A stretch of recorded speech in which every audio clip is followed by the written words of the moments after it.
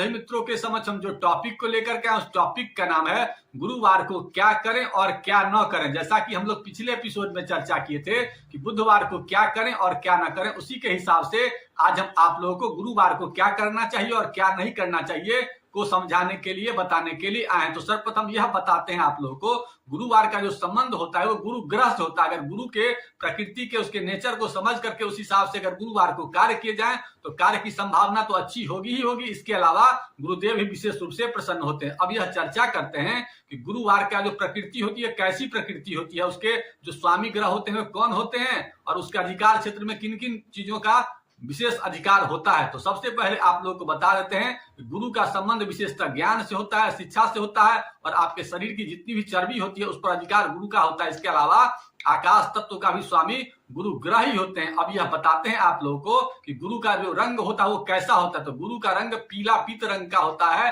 पीला रंग गुरुदेव के होते हैं। उस दिन अगर पीला रंग का प्रयोग किया जाता है तो विशेष फल की प्राप्ति होती है। इसके अलावा ऐसे लोग जो गुरुवार को हरे रंग का कलर पहनते हैं उन्हें विशेष नुकसान की संभावना होती है, क्योंकि गुरु का जो सबसे एंटी कलर है वो हरा माना गया है। अब यह बात करते हैं कि गुरुवार को अगर दक्षिण दिशा की ओर यात्रा करते हैं तो विशेष नुकसान की संभावना होती है।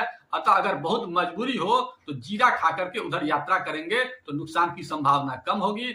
अब गुरु के अधिकार क्षेत्र में जो विशेषता रोग आता है वो लीवर से संबंधित रोग जितने भी होते हैं वो सब गुरु के अधिकार क्षेत्र में आते हैं। तो लीवर से संबंधित अगर समस्या हो तो ऐसे पोजीशन में गुरुवार के जो भगवान होते हैं, भगवान विष्णु होते हैं, उनकी शरण में जाइए और उनके शरण में जाने के बाद ओम ब्रीम बृहस्पतये नमः स्वाहा या ओम ग्रांग ग्रिंग ग्रोंग सह गुरुवे नमः स्वाहा का ज्यादा से जप करने से गुरुदेव विशेष रूप से प्रसन्न होते हैं। इसके अलावा तब गुरु के वस्तु की बात करते हैं। गुरु की वस्तु विशेषता क्या क्या होती है, तो गुरु की जो वस्तुएं होती है विशेषता वो पीला जो चना दाल होता है वो होता है। इसके अलावा हल्दी होती है, इसके अलावा पीला केला होता है। इन सब वस्तुओं को विशेष रूप से गुरु का वस्तु माना गया है। और अगर दान करना हो तो ऐसे में किसी ब्राह्मण को इसका दान कर सकते हैं या दादा समान कोई व्यक्ति हो तो उनको दान करने से विशेष फल की प्राप्ति होती है। अब यह बात करते हैं कि गुरु की जो अपनी राशि है वो क्या क्या है और गुरु के जो अंक है सो क्या क्या होते हैं। तो गुरु की जो अपनी राशि होती है धनु राशि और मीन राशि गुरु की अपनी राशि होती है, ये विशेष इनके लिए अच्छे होते हैं। इसके अलावा गुरु की जो लग्न होती है वो मीन लगन और धनु लग्न भी होते हैं। इसके अलावा गुरु का जो अंक होता है 3 होता है। तो इन लोगों के लिए अब हम विशेष उपाय बताने के लिए आए हैं। तो लेकिन बताने से पहले आप लोगों से एक नम्र निवेदन है कि अगर हमारे चैनल को सब्सक्राइब नहीं किया है तो कर लीजिए।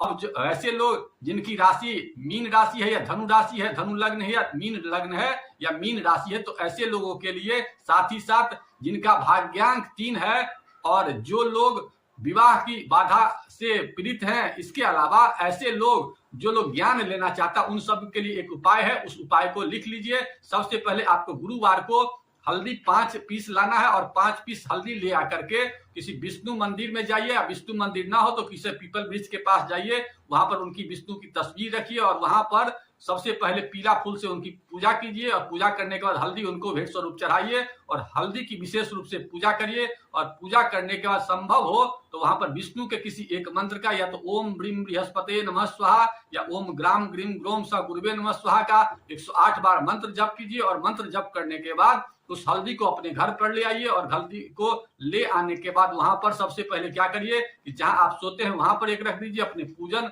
कक्ष में एक पीस रखिए और अपने जो ही पर्स वगैरह वहां रख दीजिए। और किसी शुभ काम में अगर जाते हो तो वहां पर उस हल्दी को लेकर के जाएंगे तो आपके कार्य की शुभता में 100% बढ़ोतरी होगी। इसी बातों के साथ आज के पोस्ट को यही समाप्त करते हैं। पोस्ट अच्छा लगा तो लाइक करिए और किसी प्रकार की शिकायत है तो नीचे दिए कमेंट बॉक्स में से डालिए।